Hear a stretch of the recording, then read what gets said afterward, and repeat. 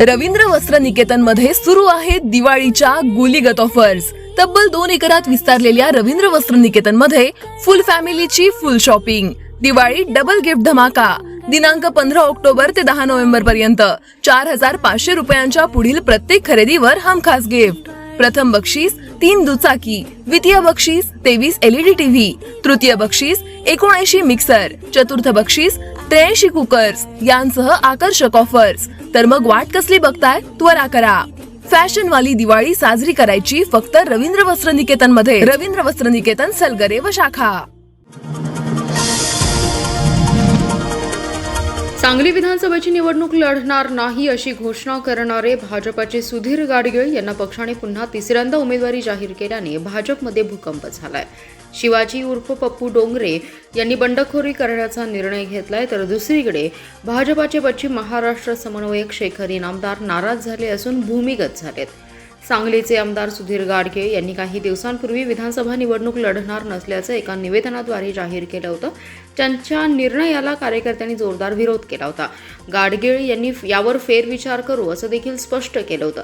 या काळात भाजपकडून युवा नेते पृथ्वीराज पवार, भाजपाचे पश्चिम महाराष्ट्र समन्वयक शेखर इनामदार, माजी आमदार नितीन शिंदे, नीता केळकर, माजी जिल्हा परिषद सदस्य शिवाजी डोंगरे, स्वाती शिंदे यांनी इच्छुकांनी विधानसभा मतदारसंघात पेरणी सुरू करत उमेदवारीसाठी प्रयत्न सुरू केले होते। रविवारी भाजपने 99 उमेदवारांची यादी जाहीर केली आहे। यामध्ये पुन्हा गाडगे यांना उमेदवारी देण्यात आली आहे, त्यामुळे भाजपमध्ये नाराजी पसरली आहे। शिवाजी उर्फ पप्पू डोंगरे यांनी कार्यकर्त्यांचा मेळावा घेतला। यावेळी विधानसभेच्या निवडणुकीत बंडखोरी करणार असल्याचे शिवाजी डोंगरे यांनी जाहीर केले, तर दुसरीकडे शेखर इनामदार देखील नाराज झालेत। गाडगे यांची इच्छा नसल्याने पक्षाच्या काही नेत्यांनी त्यांना तयारी करण्याच्या सूचना दिल्या होत्या। त्यांनी तशी तयारी देखील केली होती, मात्र इच्छा नसलेल्या व्यक्तींना उमेदवारी दिल्याने ते नाराज झालेत। सुधीर गाडगे यांनी शेखर इनामदार यांची समजूत काढण्याचा प्रयत्न केला, मात्र इनामदार यांनी पक्षावर नाराजी व्यक्त केली आहे। जर पक्षाला माझी गरज नसेल तर मला वेगळा विचार करावा लागेल असा इशारा देखील त्यांनी दिला आहे। जत विधानसभा मतदारसंघात भाजपाने भूमिपुत्राला उमेदवारी द्यावी। विधान परिषदेचे आमदार गोपीचंद पडळकर यांना उमेदवारी देण्याचा प्रयत्न आहे। बाहेरचा उमेदवार लावल्यास बंडखोरी अटळ असल्याचा इशारा भाजपाच्या विलासराव जगताप, प्रकाश जमदाडे, तमनगोंडा, रवी पाटील यांनी सांगलीत दिलाय। काँग्रेसचा पाडाव करण्यासाठी आम्ही एकत्र येण्याचा निर्णय घेतला असून एकच उमेदवार देऊ असंही त्यांनी स्पष्ट केले। जगताप म्हणाले, गोपीचंद पडळकर तिकीट माझ्या खिशात असल्याचं सांगून जनतेमध्ये संभ्रम पसरवत आहेत, पण पक्षाच्या नेत्यांनी तिकीट कुणालाही निश्चित झालं नसल्याचं स्पष्ट केलंय। काँग्रेसच्या उमेदवाराचा पराभव करायचा असल्यास जतमध्ये योग्य आणि सक्षम उमेदवार द्यावा असंही नेत्यांना स्पष्ट सांगितलंय। बाहेरचा उमेदवार लादल्यास आम्ही सर्वजण मिळून सक्षम आणि योग्य उमेदवार देऊन एकास एक लढत देऊ। लोकसभा निवडणुकीवेळी मी शांत होतो, पण विधानसभेसाठी मी स्वतः देवेंद्र फडणवीस यांना भेटून उमेदवारीसाठी इच्छुक असल्याचं सांगितलंय। तसेच आम्ही सगळेच इच्छुक आहोत, मात्र आम्ही सर्वजण कार्यकर्त्यांशी चर्चा करून एकट्याचीच उमेदवारी निश्चित करू। आमच्यात कुठलेही मतभेद नाहीत असं जगताप यांनी स्पष्ट केले। मात्र पक्षाने गोपीचंद पडळकरांना उमेदवारी दिली तर बंडखोरी अटळ आहे, ज्याचा काहीच संबंध नाही, तो उमेदवार लादता कशाला असा सवाल विलासराव जगताप यांनी केलाय। गोपीचंद पडळकरांना खानापूर आटपाडी मतदारसंघ आहे, ते स्वतः जतमधून मागतायत। त्यांचे बंधू ब्रह्मानंद तिकडून मागतायत। ते जिल्हा परिषद सदस्य होते, त्यांच्या आई सरपंच आहेत। दुसऱ्याच्या घराणेशाहीला नावे ठेवताना स्वतःच्या घराणेशाहीचा त्यांनी कधी अभ्यास केला नाही का, अशी टीकाही त्यांनी केली आहे। उमदी पोलीस ठाण्याच्या हद्दीत गुलगुंजनाळ फाट्यावर सुरू असणाऱ्या सर्वात मोठ्या आंतरराज्य बजत्रींच्या जुगार अड्ड्यावर पोलीस अधीक्षक संदीप घुगे यांच्या पथकाने छापा टाकून जुगार अड्डा उद्ध्वस्त केलाय।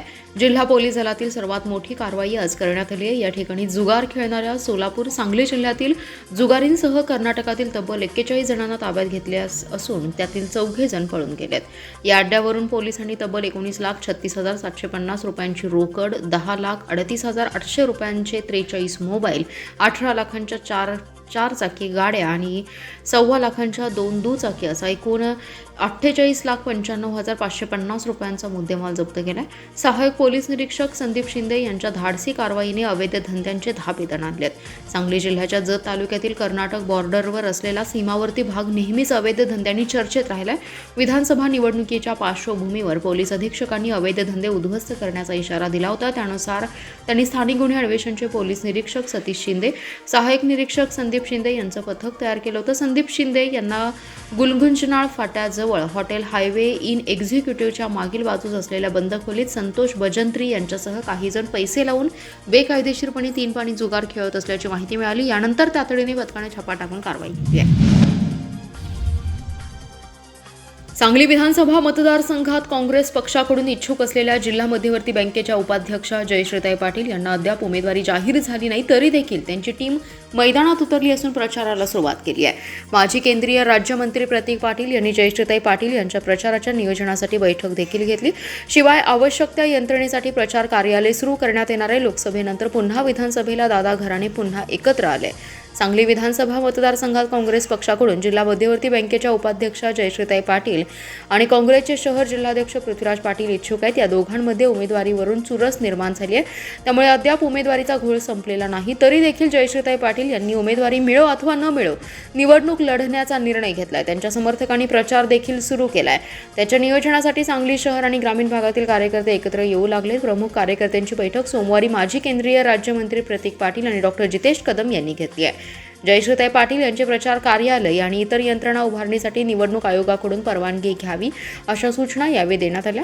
काँग्रेसच्या नेत्या जयश्रीताई पाटील यांनी स्वर्गीय मदनभाऊ पाटील गट सांभाळलाय.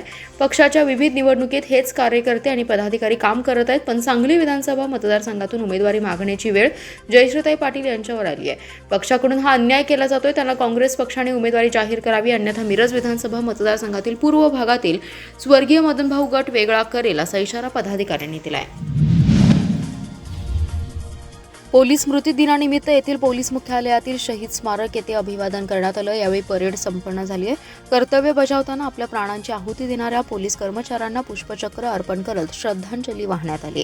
1959 मध्ये लडाखच्या हॉट स्प्रिंग भागात 20 भारतीय सैनिकांवर चीनी सैनिकांनी हल्ला केला होता. त्या दिवसाच्या स्मरणार्थ पोलीस स्मृती दिन पाळला जातो. ज्यात 10 पोलीस ठार झाले होते. त्या दिवसापासून 21 ऑक्टोबर हा शहीद जवानांच्या स्मरणार्थ पोलीस स्मृती दिन म्हणून साजरा केला जातो. सर्व राज्ये आणि केंद्रशासित प्रदेशांच्या पोलीस महासंचालकांच्या वार्षिक परिषदेत 1960 साली पोलीस स्मृती दिनाची सुरुवात झाली. भारत सरकारने या घटनेत शहीद झालेल्या पोलिसांचा सन्मान करण्याचा निर्णय घेतला आणि देशासाठी प्राण गमावलेल्या या सर्व पोलिसांच्या स्मरणार्थ दरवर्षी 21 ऑक्टोबर रोजी स्मृती दिन साजरा करण्याचा निर्णय घेतला.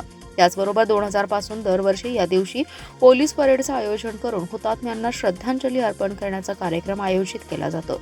यंदाच्या परेडचे नेतृत्व निरीक्षक बाळासाहेब आलदर यांनी केलं. यात 30 पोलीस अंमलदार, सशस्त्र पोलीस पथक सहभागी झाले होते. यावेळी हवेत 3 फैरी झाडत शहीदांना मानवंदना देण्यात आली. पोलीस अधीक्षक संदीप घुगे यांनी पुष्पचक्र अर्पण केलं.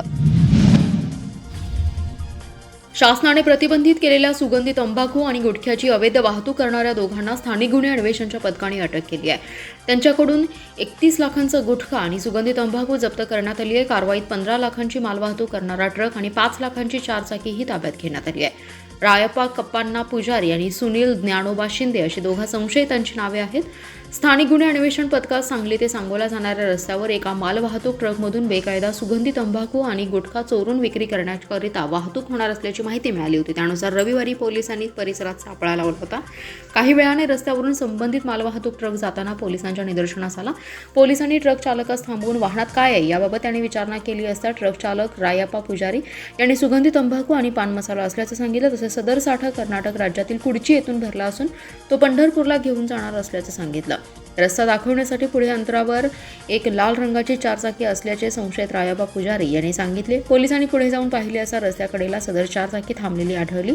पोलिसांनी त्याचा चालक असलेल्या संशयित सुनील शिंदे याच्याकडे चौकशी केली असता त्यांनी चिकोडी येथील अण्णा यांनी ट्रकमध्ये भरून दिल्याचं सांगितलं. पोलिसांनी सुगंधी तंबाखू गुटख्यासह 2 वाहने जप्त केली आहेत.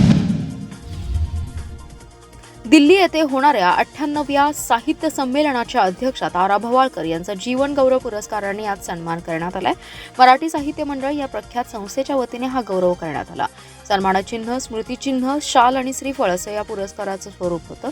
दिल्ली येथे होणाऱ्या साहित्य संमेलनाचा बहुमान मला मिळाला. हा सन्मान मराठी साहित्याचा, मराठी वाचन चळवळीचा असल्याचे गौरवोद्गार यावेळी भवाळकर यांनी काढलेत. संस्थेचे राष्ट्रीय अध्यक्ष आणि ज्येष्ठ साहित्यिक डॉक्टर जयप्रकाश घुमटकर यांच्या हस्ते भवाळकर यांच्या घरी हा पुरस्कार प्रदान करण्यात आलाय. संस्थेतर्फे दरवर्षी राज्यातून एका लेखिका, कवी यांना पुरस्कार देण्यात येतो. यापूर्वी ज्येष्ठ लेखक विनायक जाधव, ज्येष्ठ कवयित्री रेखा दीक्षित, स्मिता राजमाने, डॉक्टर रवींद्र शोभने, भारत सासने, मधुकर भावे यांना प्रदान करण्यात आलाय. यावेळी संस्थेच्या राष्ट्रीय उपाध्यक्षा ललिता गवांदे, डॉक्टर घनश्याम पांचाळ, सुरेश टोहार, डॉक्टर अविनाश सप्रे, सिद्धार्थ कुलकर्णी यावेळी मान्यवर उपस्थित होते.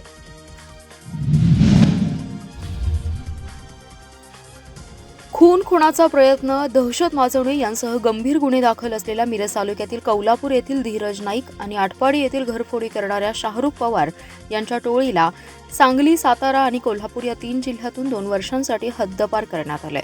या कारवाईमध्ये टोळीतील 6 जणांचा समावेश आहे. विधानसभा निवडणुकीच्या पार्श्वभूमीवर पोलीस अधीक्षक संदीप घुगे यांनी सदरची कारवाई केली. या दणक्यामुळे गुन्हेगारी टोळ्यांचं धाबे आणले.